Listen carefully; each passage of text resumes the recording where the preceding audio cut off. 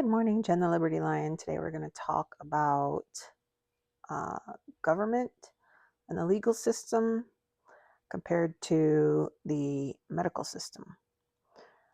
So I'm going to start with sort of a little analogy here, and I'm going to talk about the medical system and how it's sort of comparatively controlling and um, financially draining as the legal system that we have in place today. So by now, most people are aware of how the medical system works. It's based purely on propaganda to get people to comply with someone's idea of good health. The food pyramid is propaganda. It makes you sick, does not support good health, and their tests go along with the food pyramid so that the results of the blood tests support the food pyramid. But when you follow the food pyramid, you get more sick. You feel unwell. For some people, the blood tests show you're not well, but then this all results in them telling you you need to take some medications. At that point, we see the doctor tells you to follow the standard American diet and you seem healthy by the blood test, but you don't feel healthy, so they give you medications made in a laboratory to make you feel even more unwell. They accuse you of not following the standard American diet, and that stresses you out and you continue to get sick and so on. It's a system of redundant stupidity, and the more you follow the rules, the less well you are. The more you follow the rules, the more wealthy the system becomes. So this is Edward Bernays. He is, I think, the nephew of Sigmund Freud.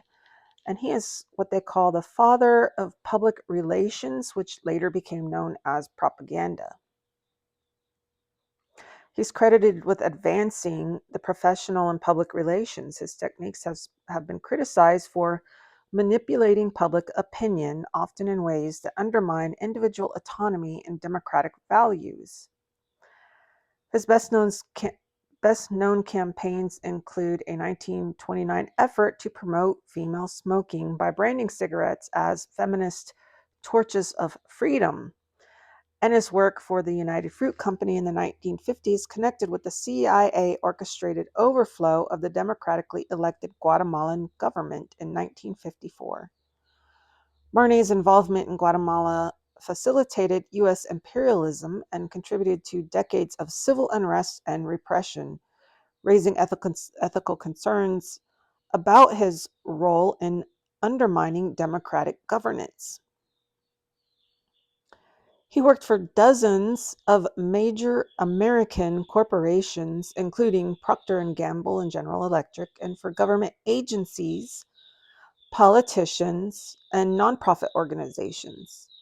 Of his many books crystallizing public opinion and propaganda gained special attention as early efforts to define and theorize the field of public relations, citing works of writers such as Gustav Le Bon, Wilfred Trotter, Walter Lippmann, and Sigmund Freud, his own double uncle.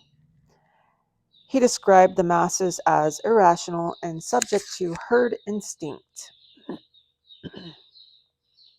And he outlined how skilled practitioners could use crowd psychology and pseudo-analysis to control them in desired ways.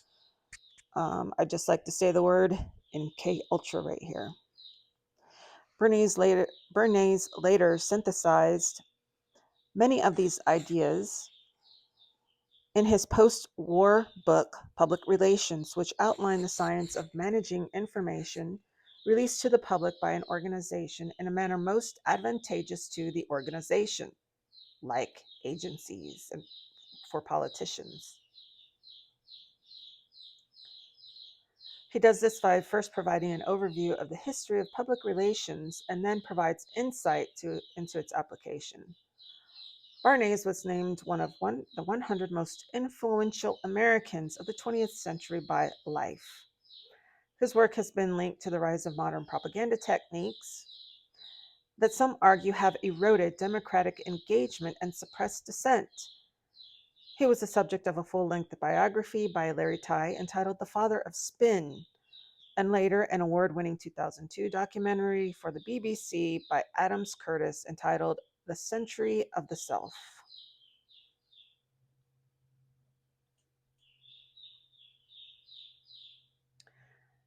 Council on Public Relations. Bernays, who pursued his calling in New York City from 1919 to 1963, styled himself as a public relations counsel. He had very pronounced views of the differences between what he did and what people in advertising did, a pivotal figure in the orchestration of elaborate corporate advertising campaigns and multimedia consumer spectacles.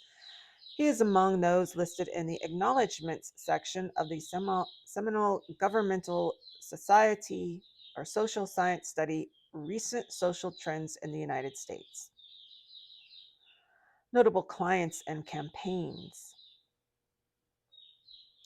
Bernays used ideas of his uncle Sigmund Freud to help convince the public, among other things, that bacon and eggs was the true all American breakfast. I don't disagree with him on that one. In the 1930s, his Dixie Cup campaign was designed to convince American consumers that only disposable cups were sanitary by linking the imagery of an overflowing cup with a subliminal message of genitalia and venereal disease. He was publicity director for the 1939 New York World's Fair.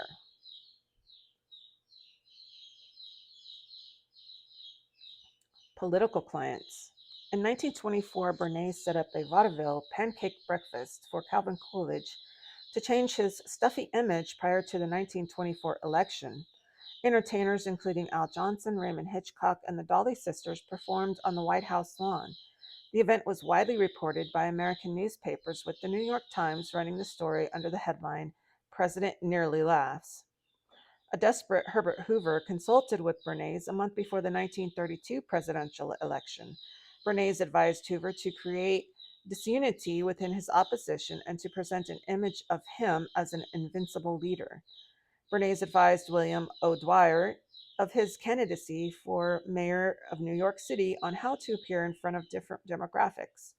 For example, he should tell Irish voters about his actions against the Italian mafia and Italian voters about his plans to reform the police department. The Jews, he should appear as a committed opponent of the Nazis.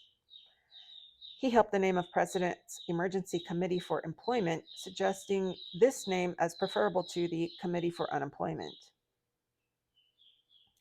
During World War II, Bernays advised the Office of War Information as well as the Army and Navy. He was chairman of the National Advisory Committee of the Third U.S. War Loan, co-chairman of the Victory Book Campaign, and part of the New York State Defense Council. During the Cold War, he advised the United States Information Agency. Bernays reported turning down the Nazi Nicaragua under the Somoza family, Francisco Franco, and Richard Nixon as clients. For nonprofits, Bernays worked on behalf of many institutions and organizations. These included, to name just a few, the Committee on Publicity Methods in Social Work, the Jewish Mental Health Society, the Book Publishers Research Institute, the New York Infirmary for Women and Children, the Committee for Consumer Legislation, and the Friends of Danish Freedom and Democracy. In 1920, he organized publication of Freud's introductory lectures on psychoanalysis in the US, sending royalty money to his uncle in Vienna. Freud turned down further offers at promotion, such as possible lecture tour and the invitation to write a 3,000-word newspaper columns for $1,000 each on topics such as the wife's mental place in the home and what a child thinks about. In 1927, Bernays worked briefly for Leggett and Myers, makers of Chesterfield cigarettes. He pulled a stunt against the competing brand, Lucky Strikes, which involved mocking the endorsement of opera singers who said Lucky Strikes were kind to your voice. George Washington Hill, head of the American Tobacco Company, which made Lucky Strike, promptly hired Bernays away from Leggett and Myers. When he started working for the American Tobacco Company, Bernays was given the objective of increasing Lucky Strike sales among women who, for the most part, had formerly avoided smoking. The first strategy was to persuade women to smoke cigarettes instead of eating. Bernays began by promoting the ideal of thinness itself, using photographs, artists, newspapers, and magazines to promote the special beauty of thin women. Medical authorities were found to promote the choice of cigarettes over sweets. Homemakers were cautioned that keeping cigarettes on hand as a social necessity. This strikes up in my mind the idea of imagery as a propaganda technique and the use of these police uniforms simply as a propaganda technique, causing people to believe that because they have these uniforms, that they also have authority. So the torches of freedom became his thing for women smoking. Greenball, modus operandi, United Fruit in Guatemala, and then techniques. Bernays argued that the covert use of third parties was morally legitimate because those parties were morally autonomous actors. I feel like this is sort of the same as the president as executive of the United States of America, the civil department, um, using agencies or creating agencies and using those agencies to advertise contracts to get people to sign contracts and pay fees so that they can have rights that they already had anyway. If you can influence the leaders, either with or without their conscious cooperation, you automatically influence the group which they sway, he said. In order to promote sales of bacon, for example, he conducted research and found that the American public ate very light breakfasts of coffee, maybe a roll, and orange juice. He went to his physician and found out that a heavy breakfast was sounder from the standpoint of health than a light breakfast because the body loses energy during the night and needs it during the day. He asked the physician if he would be willing, at no cost, to write to 5,000 physicians and ask them whether their judgment was the same as his, confirming his judgment. About 4,500 answered back, all concurring that a more significant breakfast was better for the health of the American people than a light breakfast. He argued for this finding to be published in newspapers throughout the country with headlines like 45,000 physicians urge bigger breakfast, while other articles stated that bacon and eggs should be central part of breakfast, and as a result of these actions, the sale of bacon went up.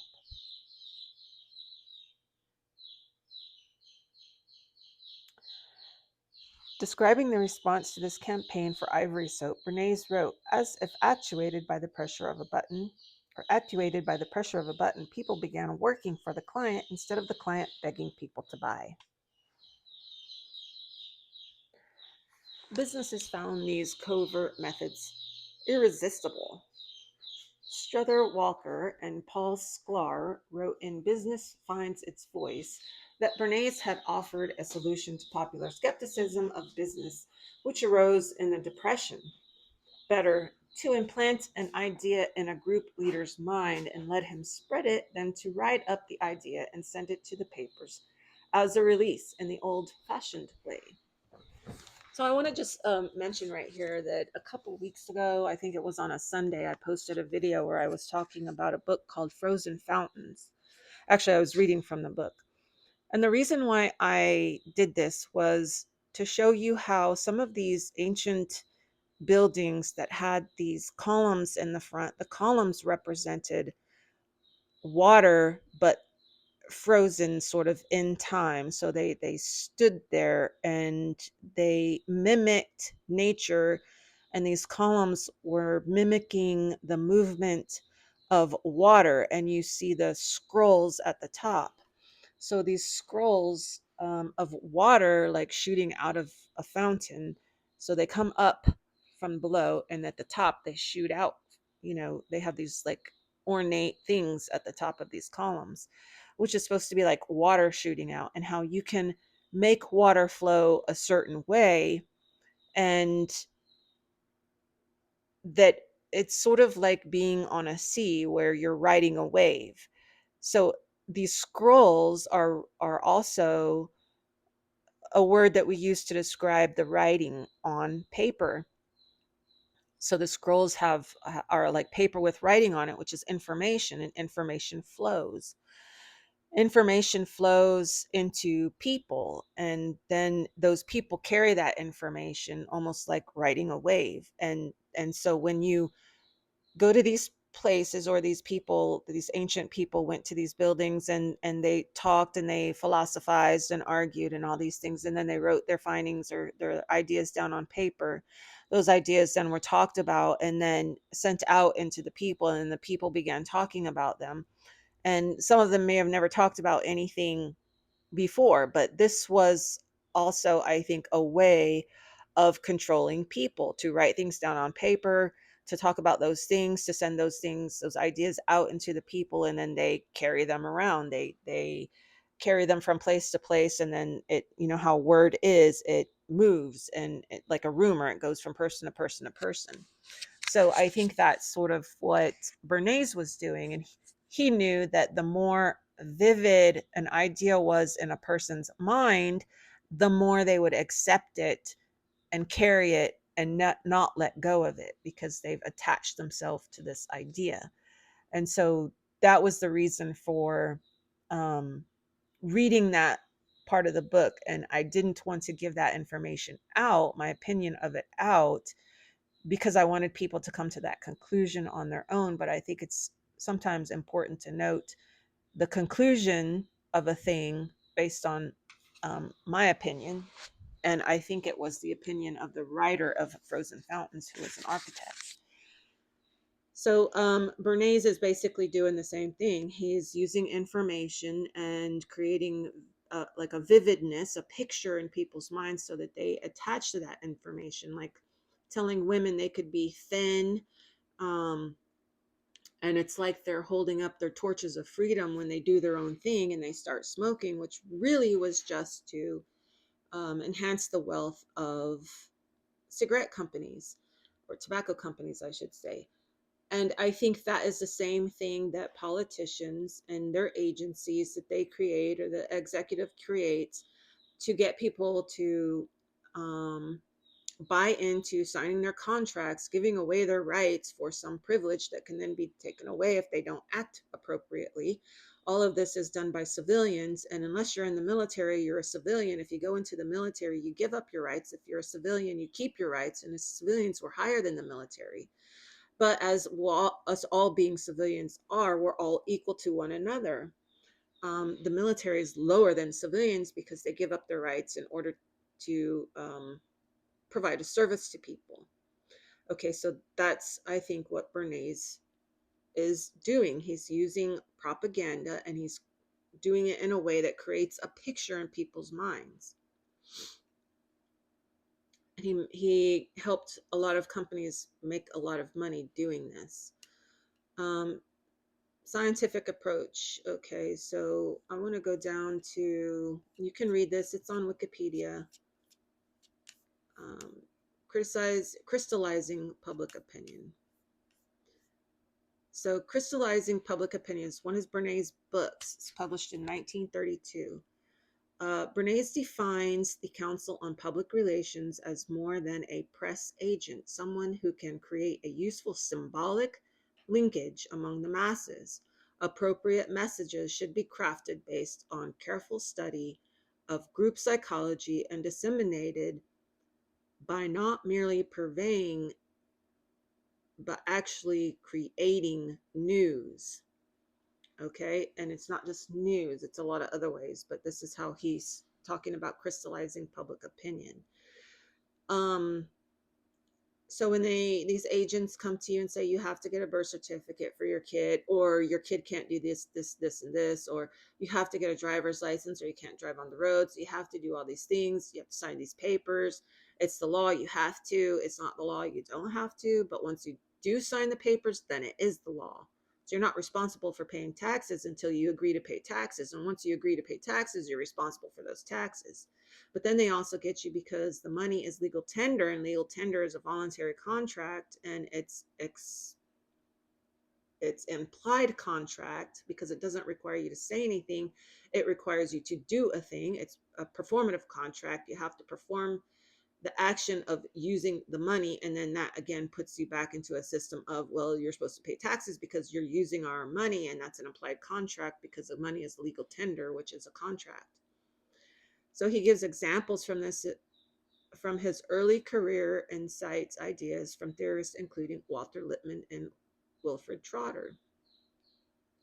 So there's parts to this, and he's talking about how he went and did this, or Wikipedia is telling us how he went and did this. So Bernays described how he solved various problems as a public relations counsel in his book, Crystallizing Public Opinion. That's how you crystallize an idea in a person's head. You create a picture, you get them to attach their personality to it, like torches of freedom, women's liberation, independence from, being told what to do by a man. We do what we want, and it's not that I have a problem with women being liberated or doing their own thing. I have a problem with them doing it because some guy came along and told them they should. Helping a hotel to defeat a rumor it was closing by publicly renewing the contract, selling bacon, to conduct a survey confirming. And then he goes out there and he says, well, surveys confirm that. Promoting the job. So we're resolving a labor shortage in the Kansas wheat harvest by promoting a job through the War Department to get them to hire military people, right? Okay. Promoting Lithuanian national identity by forming a Lithuanian National Council. And how many national councils and international and states and interstates and all this kind of shit do we have right now? Agencies, um, crystallizing crystallizing your opinion about something, your belief in something. You have to get a driver's license or you can't drive. Oh, I can drive without a driver's license. I can do it very well, actually. You have to register your car. And well, why wouldn't you do that? Because registering my car puts me into a jurisdiction governed by a bunch of power hungry control freaks and makes me susceptible to a lawsuit and puts me into their courts. Bolstering the League of Nations by forming a diverse committee to advocate for it. The public relations consultant, having assisted in the formation of this committee, called a meeting of women representing Democratic, Republican, and radical reactionary clubs, society, professional, and industrial groups, and suggested that they make a united appeal for national support of the League of Nations. Public opinion, he writes, is becoming more and more a matter of interest as people seek out information about the world and as various organizations attempt to create favorable impressions. Okay, like public utilities, which is especially supposed to serve the public. Okay, he does this through advertising, such as movies, letters, booklets, parades, articles, and so on. Part 2, the group and herd. The herd mentality, right? We've heard of that. Public opinion, according to Bernays, is an amorphous group of judgments which are not well elaborated, even in the head of a single average individual. He extracts a quotation by Wilfred Trotter, which states that this average man has many strong convictions whose origin he can't explain. People's minds have logic-proof compartments which must be approached by means beyond the rational. There's tons and tons of books written on how this stuff is done. And hypnotists have found that hypnotizing people is done by doing exactly what Bernays has done. He gets a hold of a vision and tries to get you to attach to it emotionally and make it part of your personality so that he crystallizes it in you and you think that it is part of you. But really, he did that. And people can do this to themselves. They can convince themselves of things by forming visions of who they want to be and what they want to be like and where they want to go in life. And I think that's the difference between a lot of wealthy people and a lot of poor people, is that wealthy people know this and they can do it very well. And they can increase their self-assurance, and they have nothing stopping them. They don't have those thoughts in their mind that stop them. It's all in your head, right? In the Matrix, where he said mind key, and he said it twice. He said mind key, and it almost seemed like a glitch, some kind of weird glitch in the movie process. But no, it was intended because it's all about getting a hold of your mind and how they do it. After discussing the mutual influence between the press and the public, suggesting that the Public Relations Council should understand the established public opinion and its complexity, he invokes the concept of stereotype. So your already formed opinions, he just gets a hold of those and tries to mold it to include something that he wants you to believe. Okay, behavior of crowds, discussing how herd mentality can exaggerate people's unconscious urges, lower inhibitions, and heighten antagonism to other groups. Educated people can display this mentality just as the ignorant can.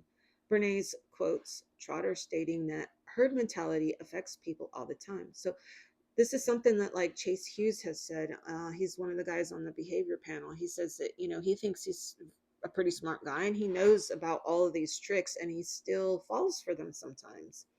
It's sort of some part of just being human that we haven't evolved past yet. Part three, technique method. I'm not going to read all of this. Part four, ethical relations. You're getting the idea. And I'm going to cognitive warfare. Okay, so now I want to move past some guy and his idea of how to make money by controlling people to pushing those same controlling ideas onto the government, teaching it to the government, and then the government using it on the masses. So cognitive warfare, remember MK Ultra, what they did to what's that guy? I don't remember his name. The young smart kid who ended up moving out into the woods and sending bombs out and killing people because of his they were didn't go along with his ideas of what proper society should look like. And he was part of the MK Ultra thing, and um, I want to say something about Trump had made a comment about, I think, his uncle John Trump, Dr. John Trump, and Dr. John Trump was part of MK Ultra. Um, uh, in a sort of weird way that I haven't quite connected yet. It's he was at MIT, and MIT had its hands in MK Ultra stuff. So, designed to affect attitudes and behaviors, is an extension of information warfare using propaganda and disinformation. So, my point in this, and again, this is Wikipedia, is that the government uses these things to manipulate people and their thoughts and their opinions. And they let the agencies do this when they allow the agencies to advertise to people their offers to contract with them. So this is called advertising by the federal government, an overview. And right up front, right after the table of contents, you have background. Americans have long been a mixed mind about advertising. On the other hand, advertising is beneficial insofar as it provides information. On the other hand, advertising, be it private or governmental, often attempts to persuade individuals to alter their behaviors. Controversies have arisen around governmental advertisements. So these agencies, they advertise their um, policies, which have been codified. Some of them are law, some of them are positive law, and so a lot of it is not. Um, so they advertise them and get people to agree to them and use their codes as if their codes are law, which a lot of times it's just an offer to contract. And then once you agree, then they can use their codes against you because the contract is the law and the law is the contract. The laws are in the contract that you sign. So you can look up this little pamphlet here, Advertising by the Federal Government, an overview. And it is one of the things that the government, the agencies are allowed to do is contract. And the reason why is because in the Constitution of the United States, the military was supposed to make contracts. They were allowed to make contracts. They were allowed to build buildings. They were allowed to hire people to come build those buildings. They were allowed to get people to enlist or become commissioned officers. Those are all like military type contracts that the founders were thinking about when they wrote the Constitution. Now that the Constitution has been changed into a civil government, from a military government to a civil government, and used by corporations to to get control of people and processes and the way they think about things, to tell them that they have to do things that they don't actually have to do, and then to keep the states out of it, because the state of is not actually the state. The republics and commonwealths are the civil states. The state of is the like the agreement between the federal government and the state, the civil state. So the military and the civil state, how the military is going to operate inside a civil state. That's what those later constitutions were. Um, but the contracts there were so that the state wouldn't stop the federal government from building on federal lands or getting people to enlist. So no state has a right to impair the obligations of contracts, which means that when the federal government needs military, the state's not going to try to stop it. When the government needs people to come out and build buildings, the state's not going to try to stop them. And then if a contractor doesn't finish his job but yet has been paid, that's the obligation part. You're obligated because we paid you. Then that person runs out and then he says, well, I'm not going to do the work. The state is not going to try to protect that contractor from doing the work that he got paid to do. Or the state is not going to try to help military people hide when the military people enlisted with the federal government to fight a war. And maybe the state would do that because they don't agree with the war that the United States is fighting. Maybe they want to go rogue. Maybe they want to leave the Union. And so they're telling their military people, well, you can come back and we'll protect you. The state can't do that because they won't impair the obligations of contract. So you made a contract, you have to fulfill it, and the states won't stop it. What they're doing now is they're trying to still tell the states that they can't stop people from contracting with the federal government. So the federal government is trying to contract with all the state people, and then the federal government's trying to tell the state they can't stop them because the Constitution says they can't impair the obligation of contracts. But you have to contract before you actually have an obligation. So once you sign all their papers, now they're running to the Constitution and saying, see, the state can't stop us from making you satisfy the obligations of your contract.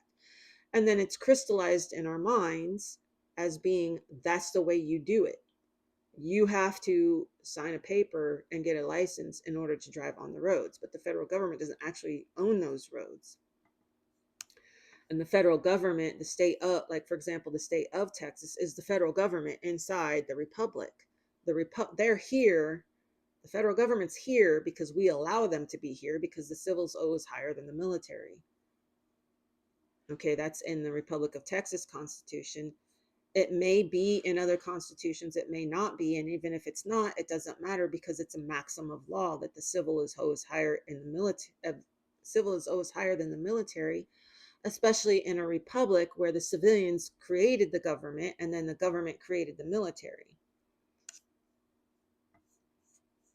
So government agencies are heavily involved in creating, following, and promoting adherence to various types of code range.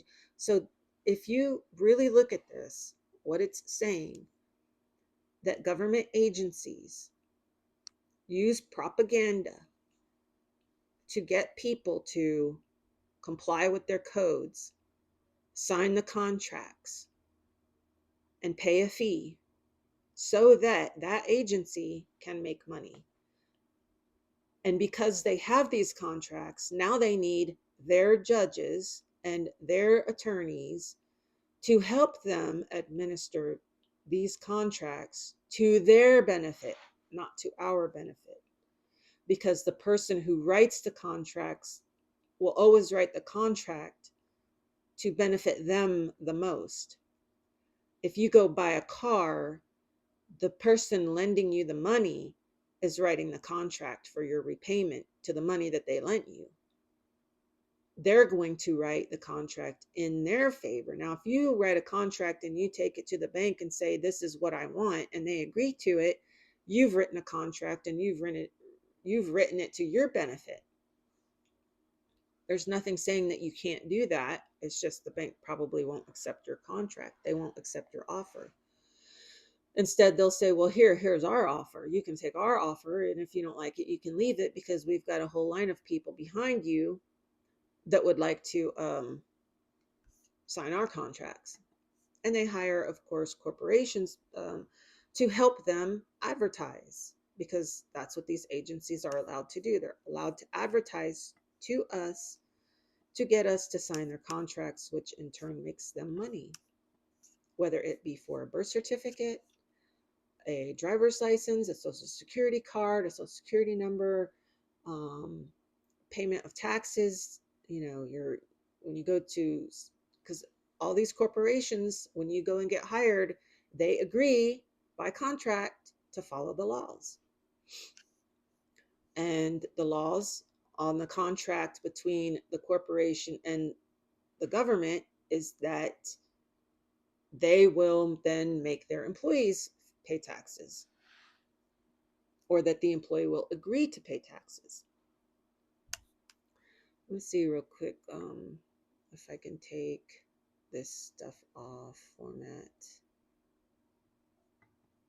I'm trying to make this as quick as I can.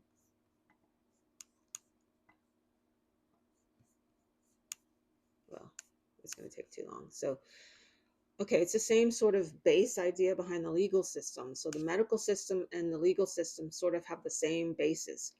Lie, advertise, get you to sign papers, or get you to agree to their system, to eat their diet, take their medicine, so they can control you. They can control your movement or your health, and the control of you means money for them. So propaganda by agencies, advertisements, they hire police, constables, etc. to work for them, judges, attorneys, right? The prosecutors, they always work for the state. They always work for the state of Texas, right? The notaries work for the state of Texas. They're all contractors. They're all, they have no authority because they're all civilian, just like us. And equal has no power over equal. They set up their courts, judges, attorneys who are really just administering the contracts, and administering the contracts to their favor, because they all work for the agency, and the agency works for the federal government. Contracts makes the law, and the law's in the contract. The law's made once you sign. All these codes appear to be government, but it's really government acting as a private entity engaged in advertising itself as a government to make contracts with people to get them to voluntarily follow the rules and regulations in the contract. Civil people have no authority over civil people. Military has authority only during war and invasion, riots, rebellion, when called upon by the governor of a state. If police have authority over civilians, then they must be military, and we must be at war of some sort. If police are civilians and not in the military, they're equal to all others and have no authority. If police are civilians and not military, and we're not at war and they have no authority, then they are our equals. If police are our equals, they cannot order anyone and have no more authority than any civilian who makes a citizen's arrest. The entire system is built upon a lie. The lie is that the executive, civilian agencies can govern anyone. Civilian agencies cannot govern civilians because we're all equal. They were supposed to govern in a very peaceful way. They're just supposed to keep the peace. They're supposed to keep the states from blocking traffic or cutting themselves out or leaving the union.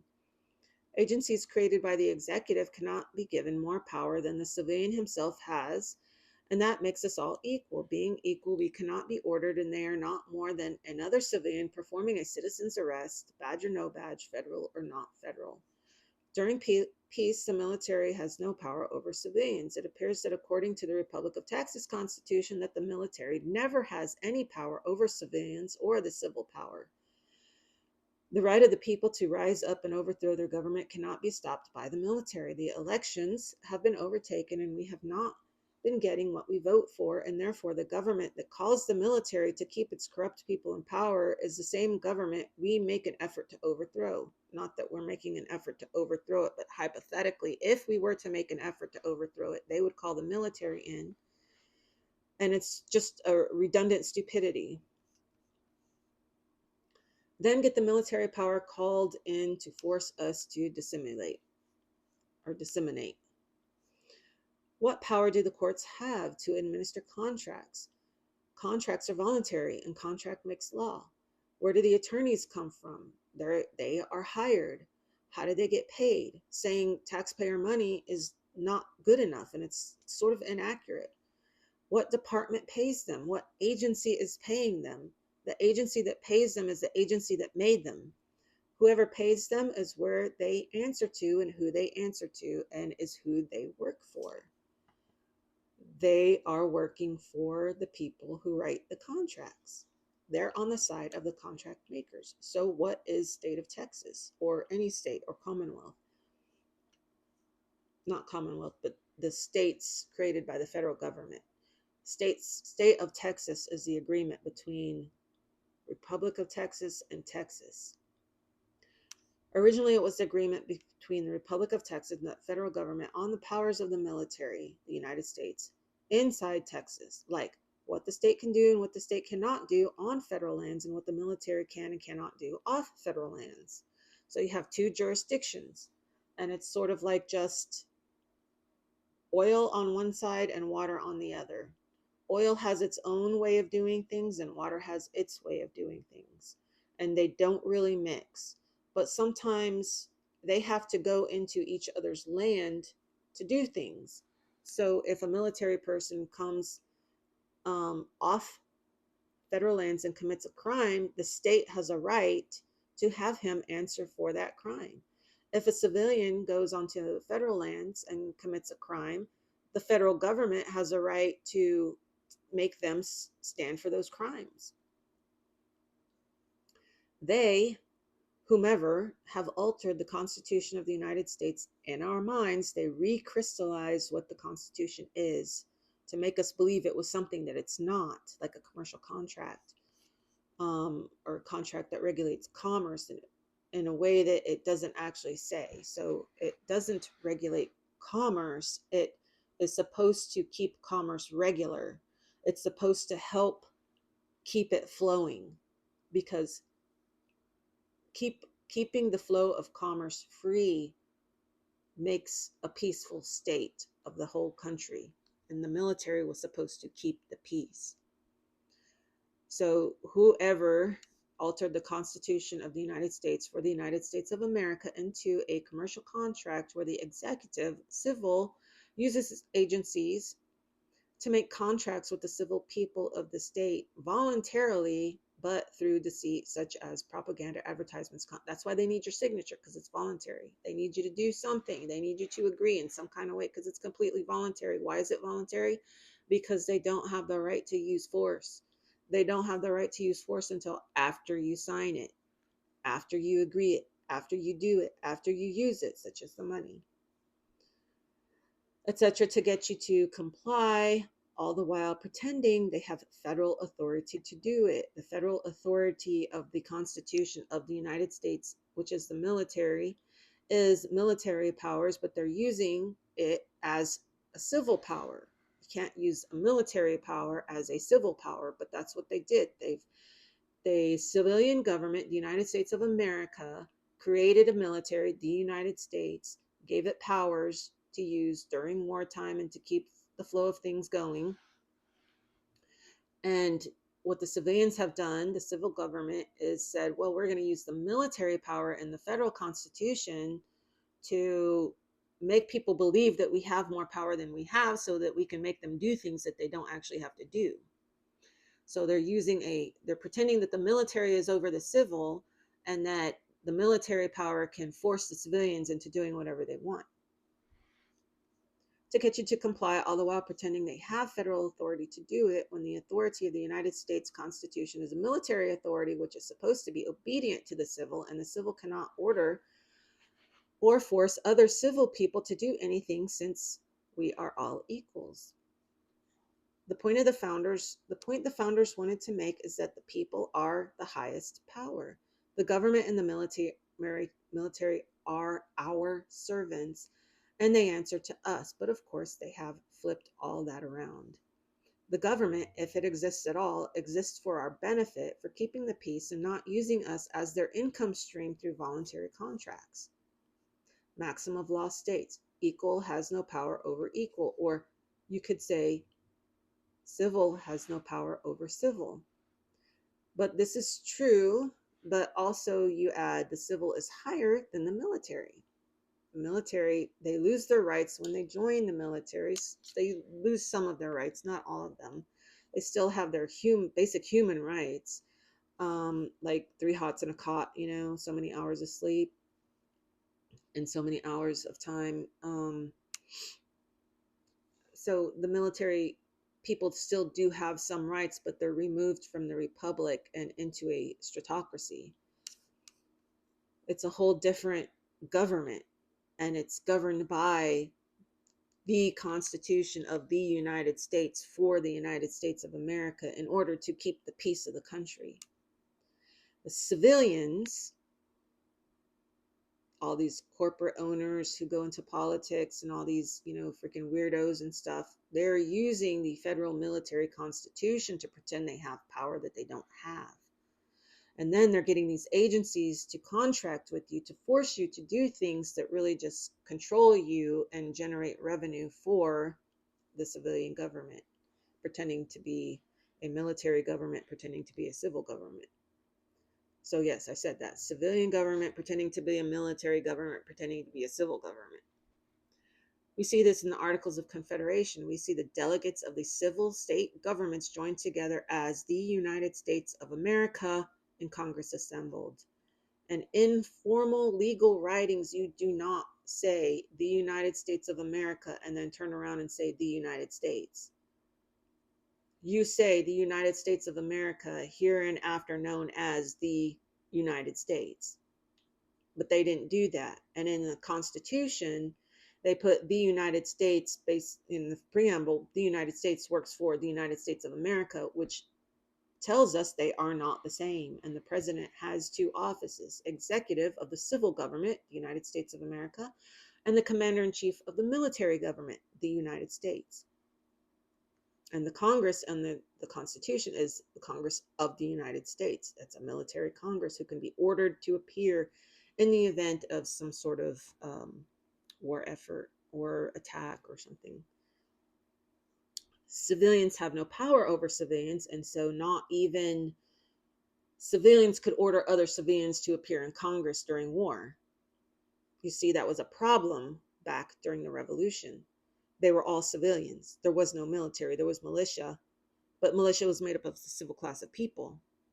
So they couldn't force anybody to fight. There was no draft. So what they had to do was create a Congress that they could force to show up. And that Congress is a Congress of the United States, which is a military Congress. So we have a national civil Congress, the United States of America, and a national military Congress, the United States. So the United States of America and Congress assembled, the civil national government. And they created a subordinate government, which was a military government called the United States, and Congress assembled. And these are the people that they could force to show up in the event of a war. They pay them to show up. You better show up. And if they don't show up, the states better not be hiding them, because then the states have impaired the obligation of the contract. So the state cannot protect a military person who goes AWOL, especially if that military person is supposed to be showing up in Congress, because we're getting attacked. The civil government wrote some treatise and ordinances, and finally a constitution of the military called the United States. And the preamble wrote that they work for the civil government, the military. The United States is subservient to the civil government, the United States of America. We do not live in a hierarchy system. We live in a system where all men are created equal, but we allow some men to volunteer themselves to be of service to others. This system is where men enlist or join the military for a specific number of years in order to be honorable men in the service of their country. So we have a lot of stuff going on here. I'm throwing a lot of things in your lap and I'm giving you a lot of information. So I want to recap some of it. Just a couple more minutes here. Hang with me. All people in the states are equal. Some serve others. Some others gives you no immunities, or serving others gives you no immunities unless you're in the military. And even then, it's questionable. You do not have immunity to commit a wrong. The reason our military is military of peace and defense, spelled with a C, is because we did not give the military the right to attack, but only to defend. Defending keeps the peace. Peace keeps the wealth.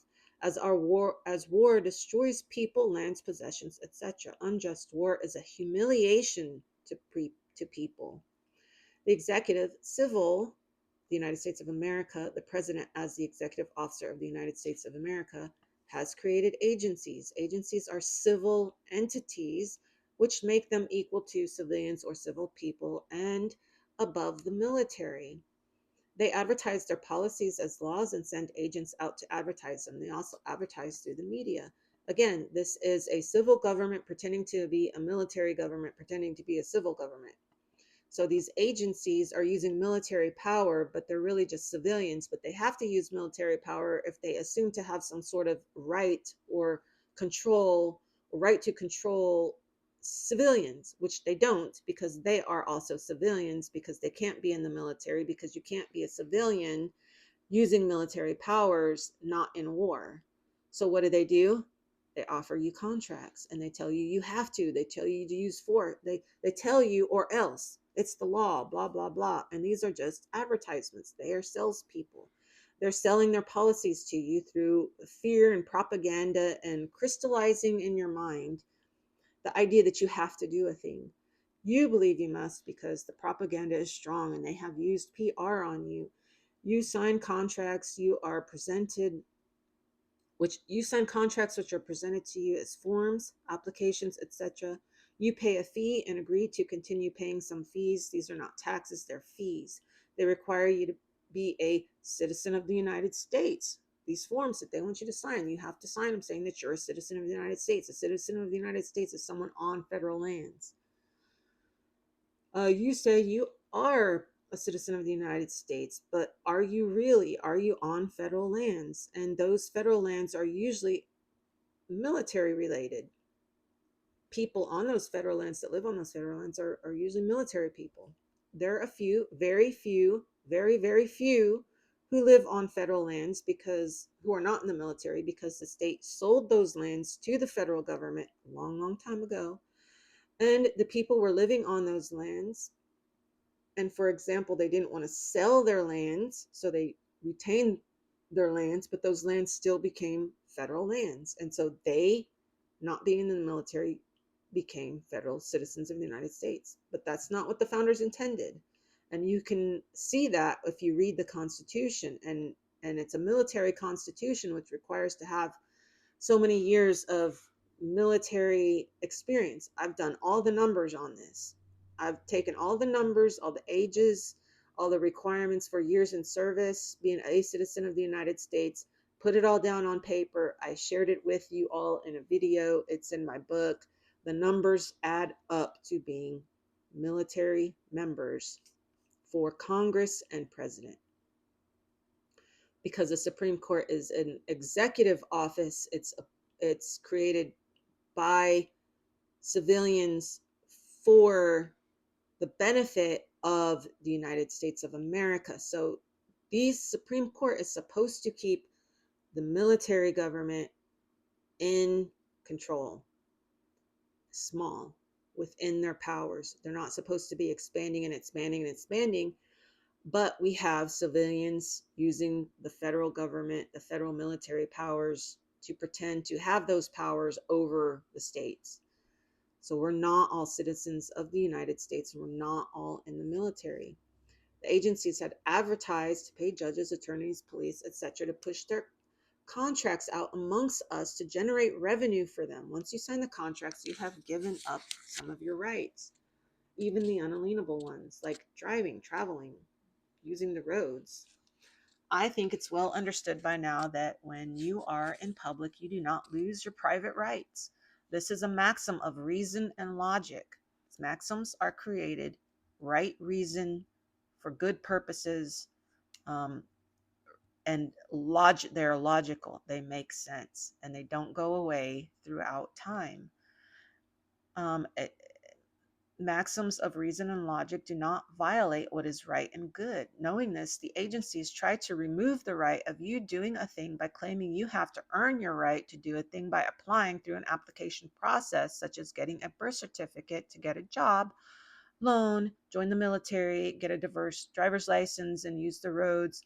All of these things violate a human, unalienable right, which is humiliating. It's humiliating to us when they violate our rights. Our government humiliates us every time it violates our rights. But they say, well, you volunteered. To get you to volunteer, they tell you it's the law, a lie, humiliation, and use their propaganda to advertise to you, crystallizing a falsity as if it was a truth, another form of humiliation. So you see where this is going, right? None of this is by force, it's all by consent, and it is not really by consent since they use different types of force that are not violent, though some might consider their use violent when they threaten like terrorism, to put us in jail if we do not sign a ticket, or take our baby when we do not file a form for a birth certificate, which is an application. So they're going to take your kid for not filling out an application. They hinder our ability to compete and live properly. And when they take us to jail for not having a driver's license, but still driving, they humiliate us, they injure us.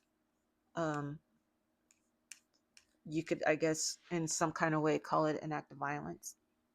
But that's my video for today. And if you have any questions or comments, please leave them. I'm happy to hear from all of you, and I'm happy to respond in the best way that I can.